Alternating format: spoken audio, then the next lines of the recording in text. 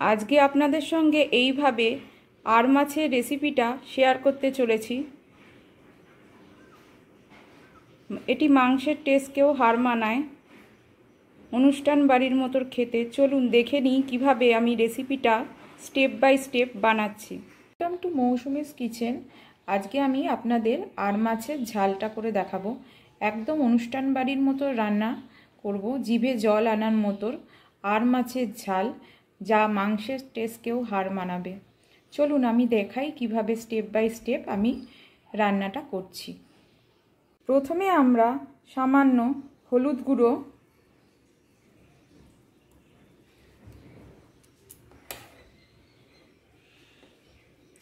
নুন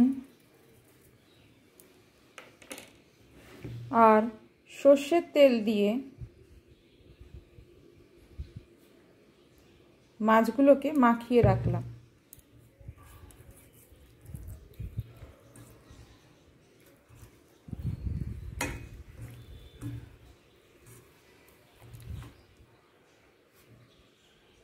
এরপর দুটি মাঝারি আকারের পেঁয়াজ ভালো করে কুচিয়ে নেব, আর একটা টমেটো আমি গ্রেট করে নিচ্ছি, আর 1 চা চামচ রসুনের বাটা, 1 চা চামচ আদা বাটা নিয়ে নিচ্ছি।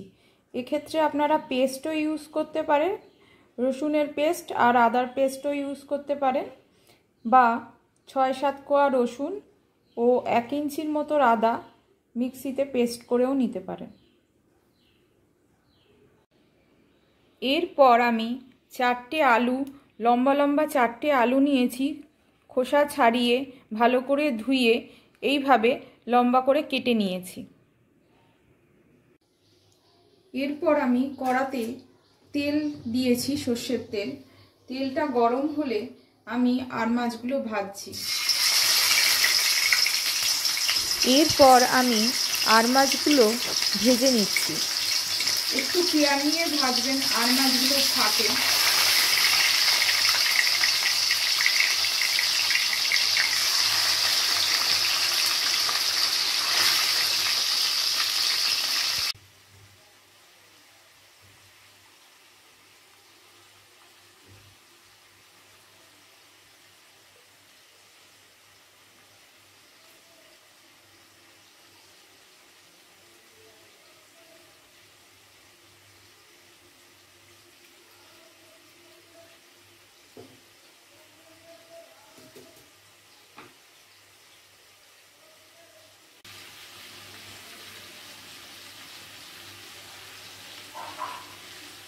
আমাদের প্রথম রাউন্ডের আর মাছগুলো ভাজা হয়ে গেছে। এবার আমরা দ্বিতীয় রাউন্ডের আর মাছগুলো ভাজতে দিয়েছি।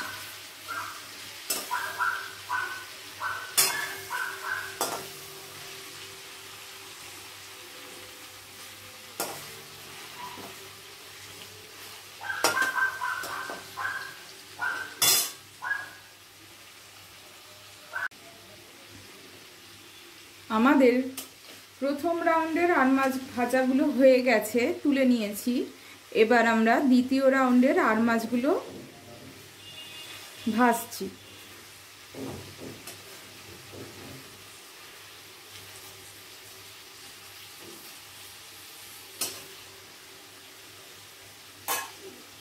মাছটা একটু সময় নিয়ে ভাজতে হবে, আর সাবধানে আর মাছটা ভাজবেন, কারণ আর মাছ থেকে তেল ছেটায়। এরপর আমরা মাছ ভাজার একই তেলে আলুগুলোকে দিয়ে দিচ্ছি।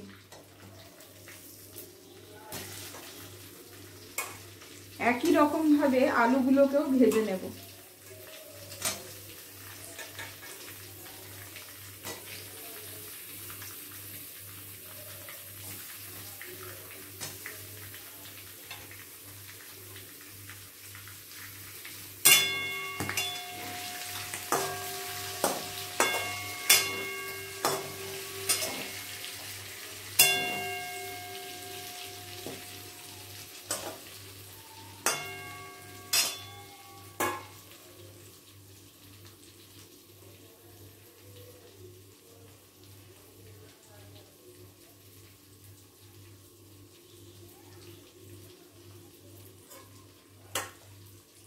আমাদের মাছগুলো ভাজা হয়ে গেছে, এবার আমরা আলুগুলোকেও ভেজে নিচ্ছি। মনে রাখবেন আলুগুলো সিমে করে ভাজবেন, কারণ আলুগুলো ভাজার সময়ই আমাদের আলুগুলো 70 থেকে 80% সেদ্ধ হয়ে যাবে।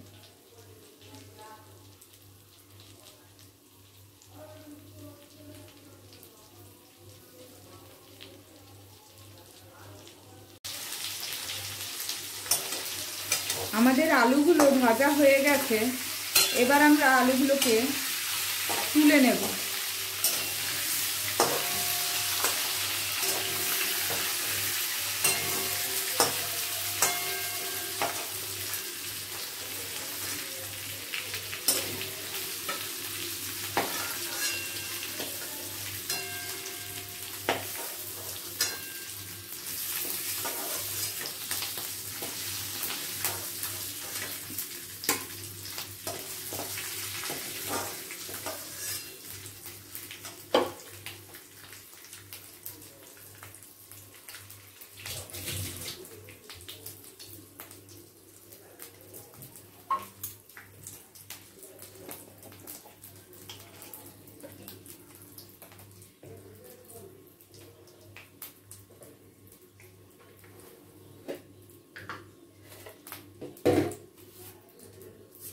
আমরা একটা তেলে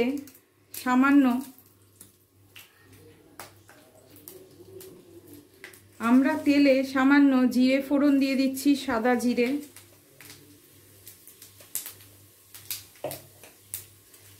তেজপাতা দিয়ে দিচ্ছি,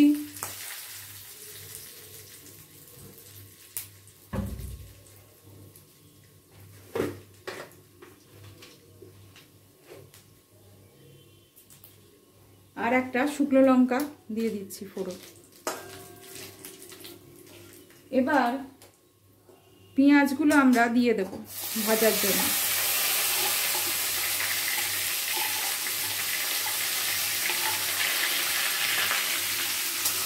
আমরা পেঁয়াজ কুচিয়ে রেখেছিলাম, এইভাবে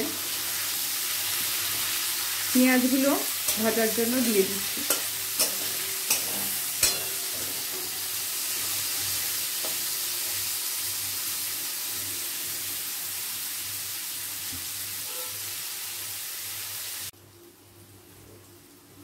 পেঁয়াজটা একটু ভাজা হয়ে গেলে আমরা টমেটো কুচানো দিয়ে দিচ্ছি। এক্ষেত্রে আপনারা টমেটো পেস্টও দিতে পারেন বা টমেটো গ্রেট করেও দিতে পারেন। আমি এখানে টমেটো কুচিয়েই দিয়েছি।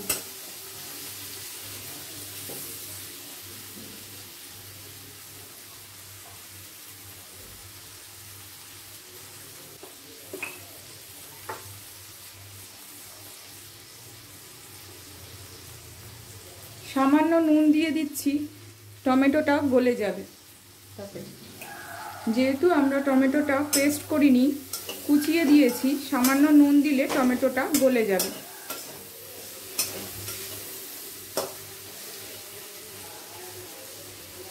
যেহেতু আমরা টমেটোটা পেস্ট করিনি, সামান্য নুন দিয়ে দিলে টমেটোটা গলে যাবে।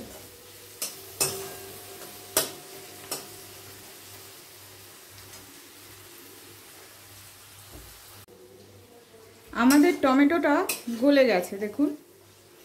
এরপর আমি দিয়ে দিচ্ছি আদা রসুনের পেস্ট। টমেটোটা একটুখানি কষিয়ে নিলে টমেটোর কাঁচা গন্ধটাও চলে যায়।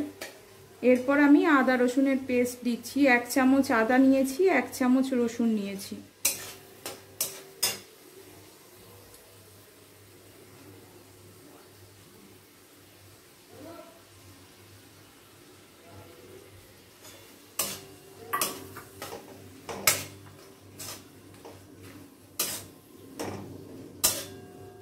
এটাকেও একটু কষিয়ে নিতে হবে সামান্য।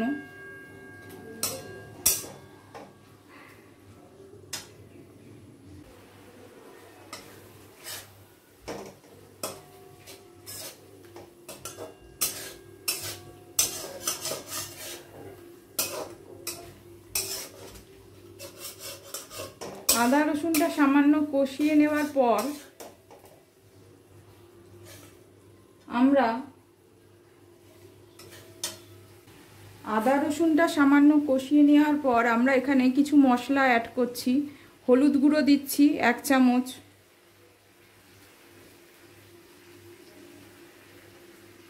জিরের গুঁড়ো দিচ্ছি 1 চামচ, ধনের গুঁড়ো দিচ্ছি 1 চামচ, লঙ্কার গুঁড়ো দিচ্ছি 1 চামচ।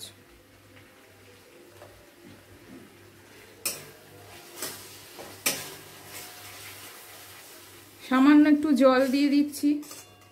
এবার এটাকে একটু কষাতে হবে। একটু কষালে তেল বেরিয়ে আসবে, তখন বুঝবেন যে আপনাদের কষানোটা হয়ে গেছে।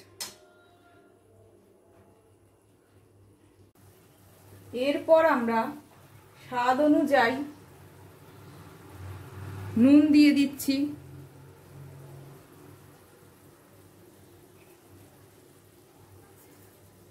আর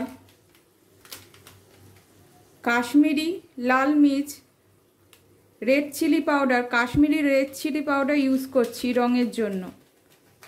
আমরা এখানে কাশ্মীরি রেড চিলি পাউডার এভারেস্টের ইউজ করেছি রঙের জন্য।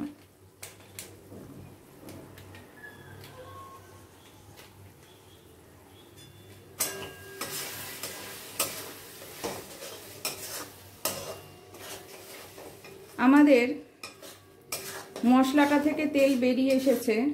এবার আমরা আলু আর মাছগুলোকে দিয়ে দিচ্ছি। প্রথমে আলু দিচ্ছি, সামান্য কষিয়ে নিয়ে পরে মাছ দেব।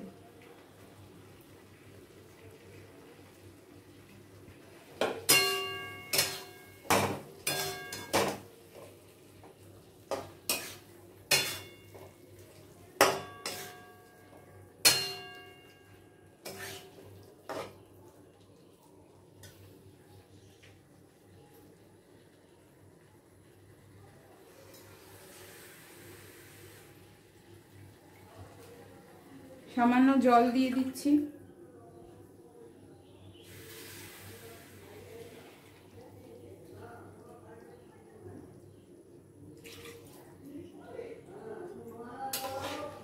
খুব বেশি জল দেবেন না, আমাদের ঝোলটা একটু ঘন ঘনই হবে। ঝোলটা ফুটলে আমরা মাছ দিয়ে দেব। আলুগুলো একটু সেদ্ধ হবে। আমাদের আলুগুলো 80% সেদ্ধ করা ছিল ভাজার সময়, আর 20% এই এখন ফুটে সেদ্ধ হবে।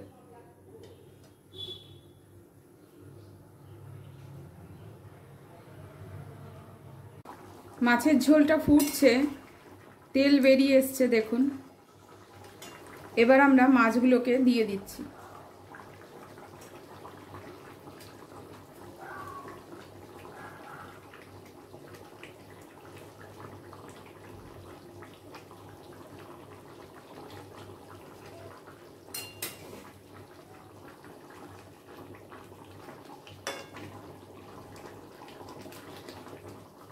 এটা আরও 10 মিনিট ফুটবে। মাছ দেবার পর আরও 10-12 মিনিট বা 15 মিনিট ফুটবে।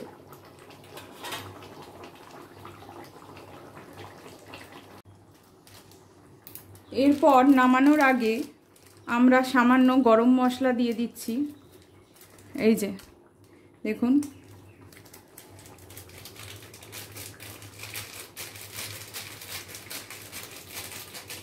গরম মশলা অল্প সামান্য দেবেন।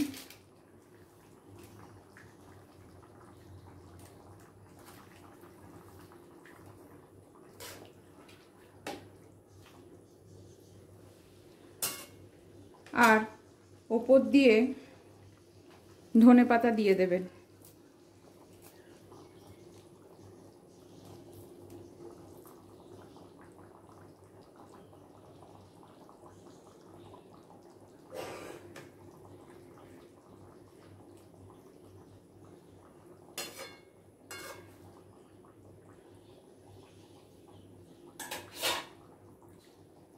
আমরা এবার গ্যাসের ফ্লেমটা অফ করছি।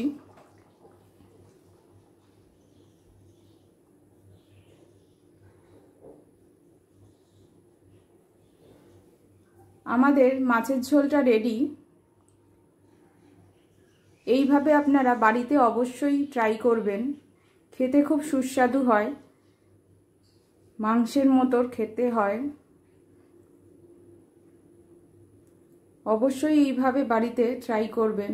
আশা করছি আপনাদের ভাল লাগবে। ভাল লাগলে আমার চ্যানেলকে অবশ্যই সাবস্ক্রাইব করবেন, ভিডিওটাকে লাইক করে দেবেন ও বন্ধু বান্ধব আত্মীয় স্বজনদের সঙ্গে শেয়ার করবেন। Thank you.